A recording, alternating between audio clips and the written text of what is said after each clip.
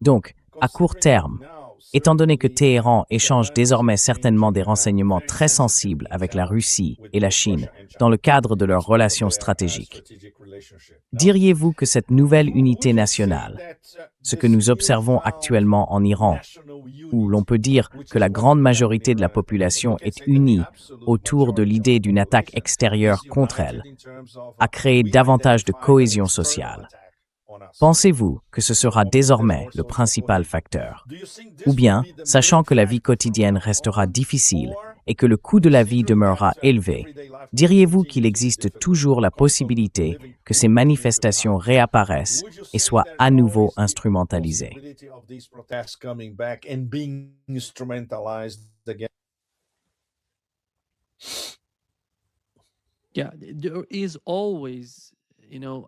Oui, il y a toujours, vous savez. Eh bien, je pense que le principal problème ici, c'est que l'économie russe dépendait du dollar avant la guerre en Ukraine, à plus de 54%.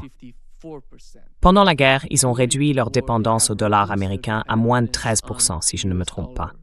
La dernière fois que Poutine a parlé, il a dit que c'était encore moins de 13%. Je pense que le gouvernement iranien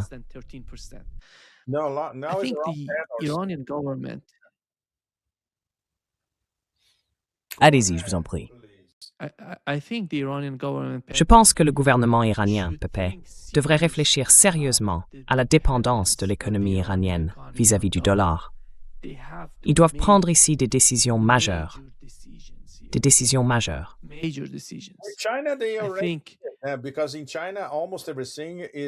Parce qu'en Chine, presque tout passe par le yuan, y compris la vente d'énergie. Mais avec la Russie, par exemple, d'après ce qu'on peut savoir de l'Iran, est-ce qu'ils effectuent encore certaines transactions avec la Russie en dollars américains dans certains contrats? Ou bien essaient-ils d'utiliser, les Russes ne peuvent évidemment pas avoir de rial, donc ça doit se faire en roubles. Ou même en utilisant le yuan pour, disons, quelques contrats entre l'Iran et la Russie. Ils pourraient aussi passer par le yuan.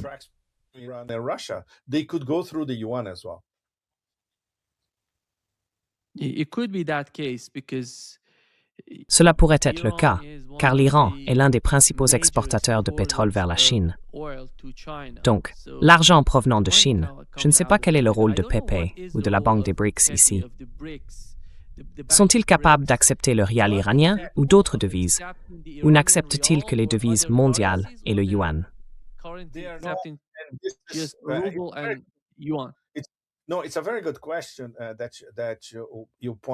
Non, c'est une très bonne question que tu soulèves, Nima, car elle met une fois de plus en évidence l'incapacité de la NDB, la Banque des BRICS, à faire quoi que ce soit avec l'un des membres clés des BRICS.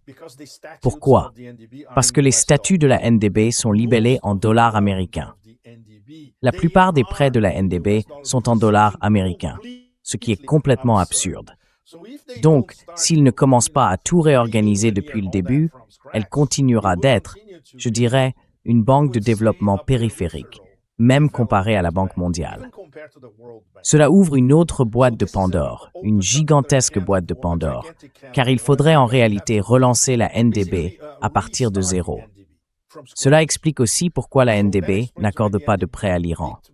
Parce qu'en plus de cela, ils craignent d'être frappés par des sanctions secondaires. Quand les Américains disent « Ah, vous avez votre banque à Shanghai qui accorde des prêts à l'Iran en dollars américains. » Non, sanctions secondaires pour vous. Cela ne peut tout simplement pas fonctionner.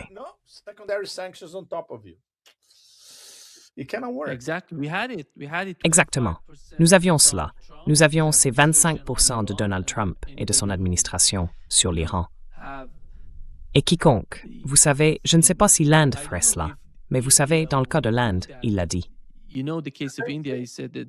La même chose, ils auront peur des sanctions secondaires.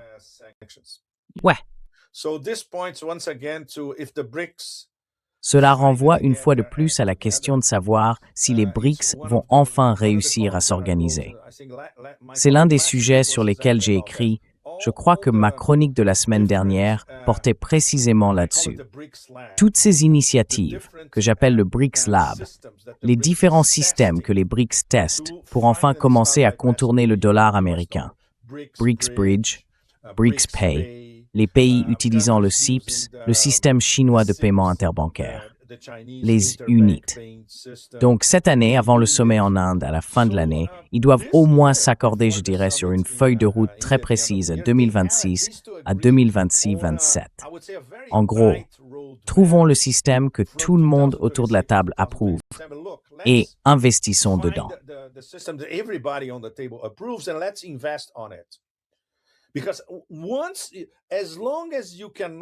Parce que tant que vous ne pouvez pas échapper aux transactions en dollars américains ou au système financier international contrôlé par les Américains, vous ne pouvez même pas commencer à parler de multipolarité.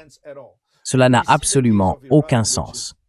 Et nous voyons le cas de l'Iran. Il y a plus de 6000 sanctions contre l'Iran depuis 4 décennies. Le seul moyen pour eux d'y échapper, c'est de pouvoir effectuer leurs transactions en dehors du dollar américain, à l'abri des sanctions, et évidemment de réorienter tout leur environnement commercial et économique vers l'Eurasie dans son ensemble. Bien sûr, l'Iran le fait, mais c'est très lent pour le moment. Et avec tous ces obstacles, par exemple, ils ne peuvent pas obtenir de prêts de la Banque des BRICS, même s'ils sont membres des BRICS, c'est complètement absurde. Totalement absurde.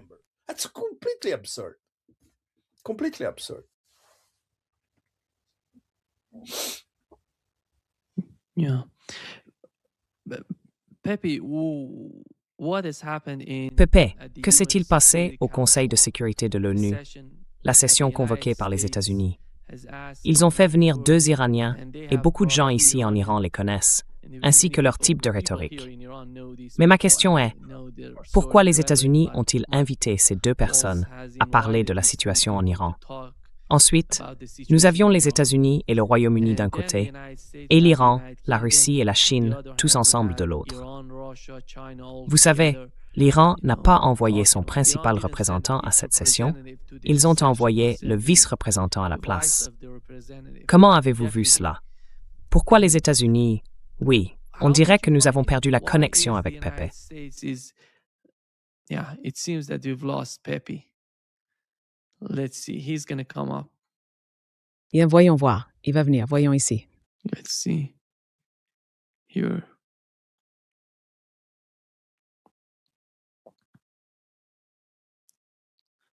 Laisse-moi vérifier. Ah, il est là. It's here. Yeah, we've lost Oui, you for on t'a perdu pendant quelques a few secondes. seconds.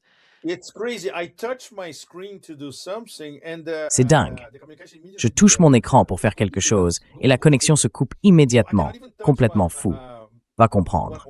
Je ne peux même pas toucher une des applications. J'allais ouvrir une liste de points à propos de ce que Witkoff, le Bismarck de l'immobilier, a appelé les nouvelles exigences américaines envers l'Iran. Voyons si je peux m'en souvenir par cœur, Nima, sans regarder. Je les ai incluses dans ma dernière chronique. Il y a 4 principales exigences. Ils doivent arrêter d'enrichir l'uranium. Ils doivent mettre fin à leur programme de missiles. Et ils doivent cesser d'aider l'axe de la résistance. Ce qui, dans la formulation officielle de Witkoff, est exprimé comme « vous devez cesser de soutenir des mandataires », entre guillemets.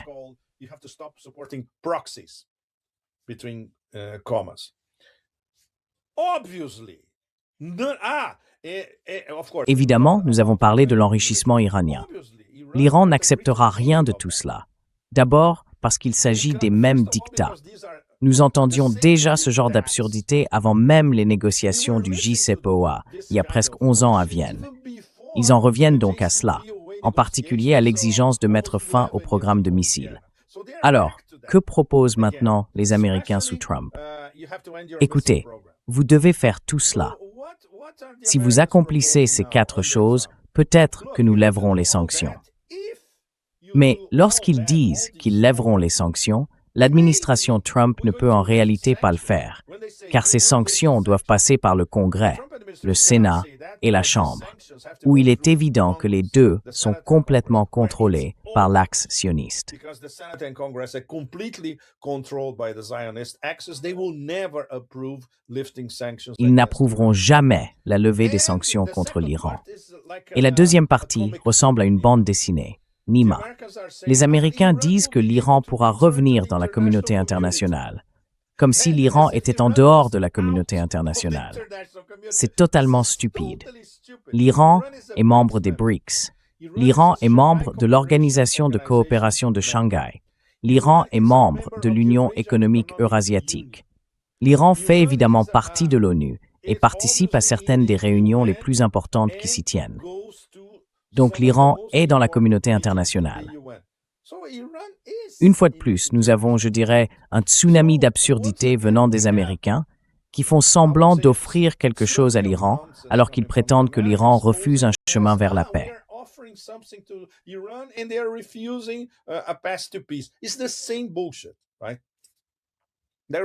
C'est la même connerie, non? Voilà.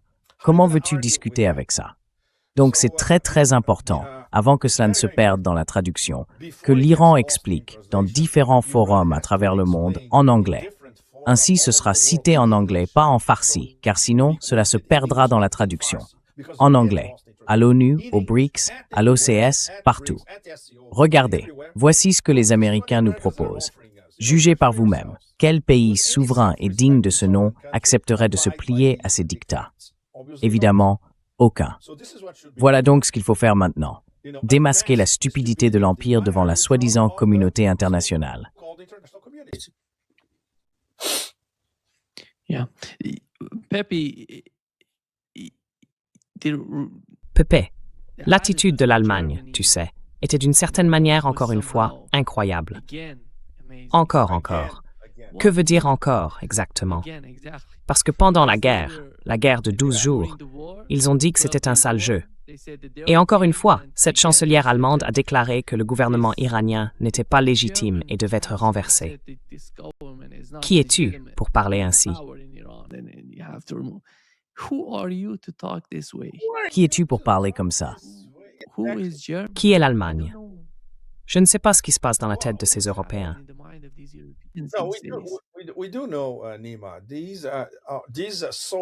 Nous le savons bien, Nima.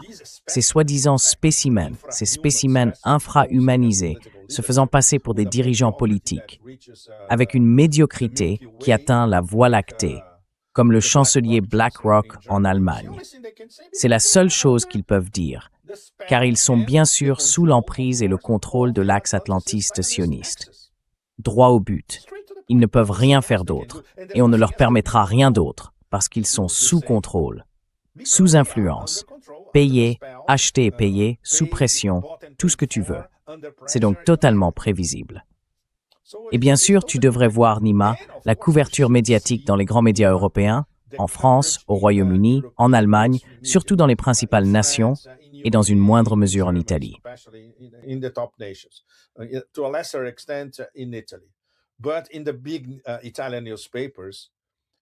Mais dans les grands journaux italiens, tout le monde prie ouvertement, en fait, pour un changement de régime. On voit les couvertures des hebdomadaires d'actualité à travers l'Europe, en Allemagne, en France, au Royaume-Uni, c'est toujours la même chose. Le peuple contre les mollahs, ce genre de discours, vous voyez. Donc évidemment, il est impossible pour le citoyen européen moyen, pas très bien informé, ces gens qui tirent essentiellement leurs informations de la télévision grand public et des grands journaux, d'avoir un véritable débat sur ce qui s'est réellement passé en Iran. Il n'y a absolument aucune chance. Et même en ligne, si l'on regarde la quantité de fausses informations toxiques sur X à propos de ce qui s'est passé en Iran, elles proviennent de nombreuses personnes ayant des millions d'abonnés, probablement achetés pour la plupart.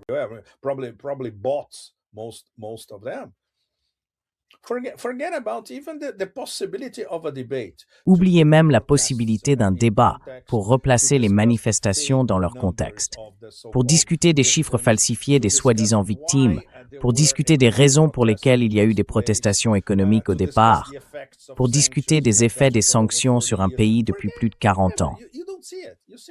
Oubliez ça. Vous ne le voyez pas. Vous ne le voyez tout simplement pas. Tout ce que vous voyez, c'est le peuple iranien s'est soulevé. Il combattait ces mollahs diaboliques. Et les mollahs diaboliques ont tué des milliers de personnes. Aucun contexte. Des chiffres falsifiés, comme nous le savons tous. Et nous savons tous d'où viennent ces chiffres falsifiés désormais. Un organisme new-yorkais soutenu par le NED, influencé par la CIA. Nous le savons tous. Évidemment, ça n'est pas diffusé dans les grands médias occidentaux dans leur ensemble. Alors, comment pouvez-vous espérer avoir un débat civilisé sur l'Iran, la vie en Iran, les effets des sanctions, et ainsi de suite? C'est impossible.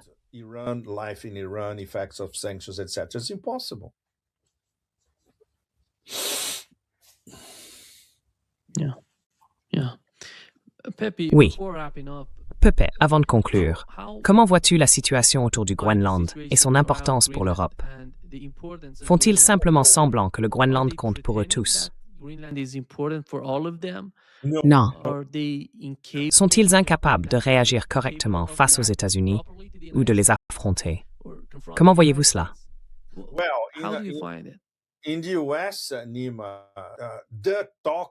Aux États-Unis, Nima, le sujet du moment, dans n'importe quelle ville, y compris les villes numériques, c'est le Groenland.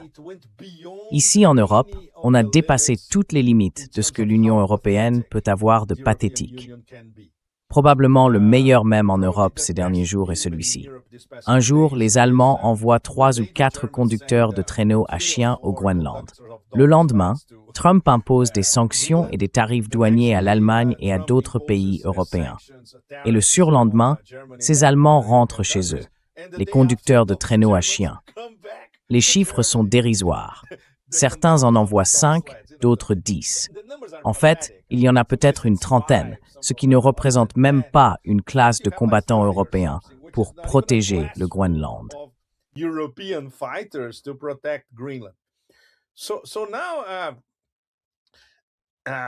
Il existe donc désormais en Europe différentes narrations sur le rôle particulièrement pathétique qu'il joue un peu partout au Groenland. Surtout si l'on compare cela à ce qui se passait avec l'Iran. Même les grands médias traditionnels commencent à poser, je dirais, des questions très enfantines du genre. Regardez, nous nous attendions à ce que les Russes attaquent l'Europe, mais au final, ce sont les Américains qui nous ont attaqués. Cela commence enfin à faire son chemin, vous savez, dans leurs esprits, qu'ils sont et continueront d'être attaqués par leur principal allié, leur protecteur, la voix de leur maître. Appelez cela comme vous voulez. Et en même temps, ils essayent, je dirais, de changer de sujet.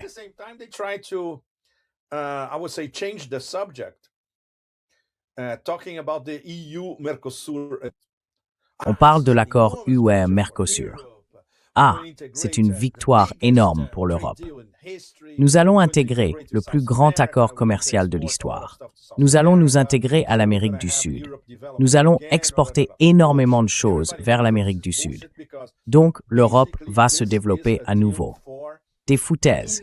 Tout le monde sait que c'est des foutaises, parce qu'en réalité, c'est un accord pour des marchés énormes, gigantesques, colossaux. Des lobbyistes bruxellois représentant d'immenses conglomérats européens qui comptent tirer profit de l'Amérique du Sud à leur propre avantage, surtout les Allemands. Et ce n'est pas un hasard si la personne qui a conclu l'accord pour l'Union européenne, la méduse toxique, est allemande.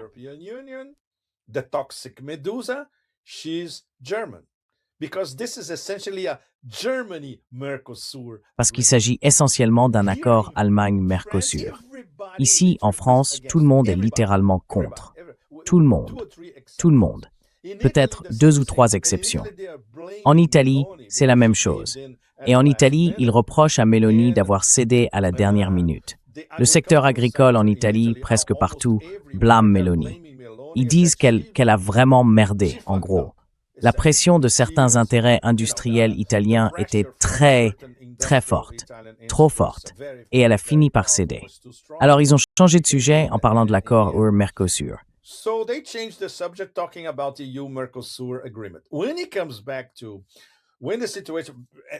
Quand on en revient à la situation, on ne peut pas échapper au Groenland.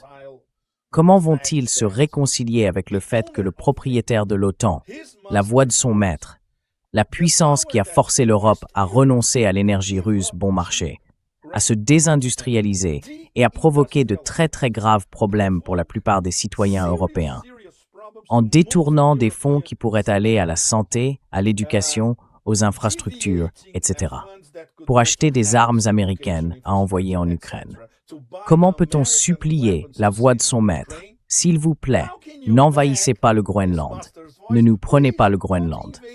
Donc tu sais, c'est très très difficile, Nima, de trouver, je dirais, ne serait-ce qu'un éditorial ici ou là, ou un journaliste qui n'ait pas été complètement acheté, disant en substance, regardez, si cela arrive, c'est la fin de l'OTAN et c'est la fin de l'UE en même temps.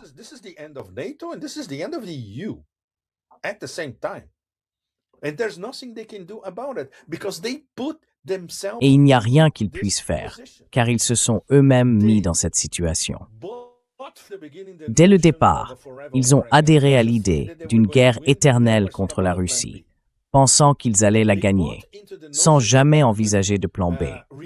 Ils ont cru qu'ils pouvaient compter sur les Américains comme partenaires fiables, qui leur vendaient des armes pour leur guerre sans fin contre la Russie.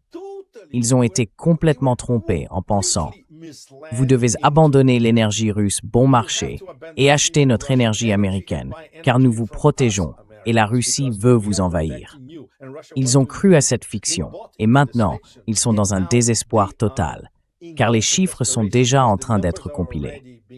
Bientôt, l'Europe achètera plus de 50% de son énergie, une énergie hors de prix, aux Américains, et elle ne pourra jamais s'en défaire.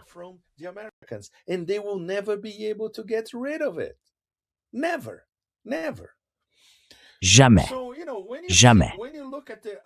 Alors, tu sais, quand on regarde l'accumulation des erreurs stupides commises par la direction de l'Union européenne, de la Commission européenne, du Parlement européen et de toutes les grandes capitales d'Europe, pas étonnant qu'ils en soient là aujourd'hui.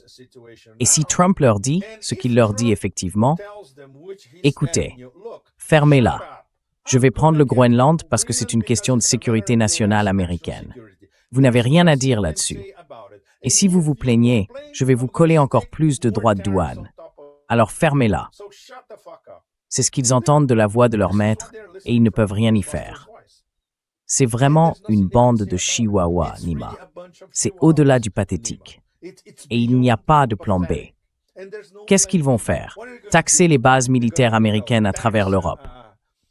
US military bases across Europe. Are they going to close down these bases? Of course not. They don't have the guts to do that. Vont-ils fermer ces bases? Bien sûr que non. Ils n'ont pas le courage de le faire. La situation dépasse tout entendement. Même Kafka n'aurait pas pu imaginer un scénario pareil. Tout cela découle de ce lent suicide politique et économique orchestré par les soi-disant élites européennes. C'est sidérant. Aucun d'entre nous n'a jamais rien vu de tel de notre vivant, et nos prédécesseurs non plus. Certes, ils ont connu la période entre la Première et la Seconde Guerre mondiale, qui était déjà complètement folle en soi. Mais ici, en termes de scénario totalement absurde, on s'en rapproche de plus en plus, sans aucune issue pour l'Europe.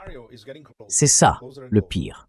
Ils n'ont tout simplement aucun moyen de sortir du piège qu'ils se sont eux-mêmes tendus. Way out of the predicament they created for themselves.